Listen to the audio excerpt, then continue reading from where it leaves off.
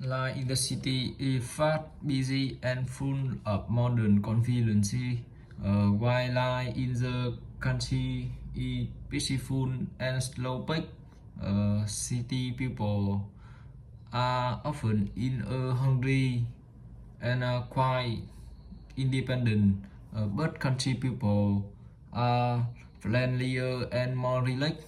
Life in the country is exciting with many restaurants and entertainment place, while the countryside become quiet after dark.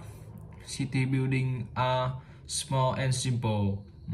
Public transport in the city is convenient, with busy and change, but in the countryside, people mostly travel by motorbike or bicycle.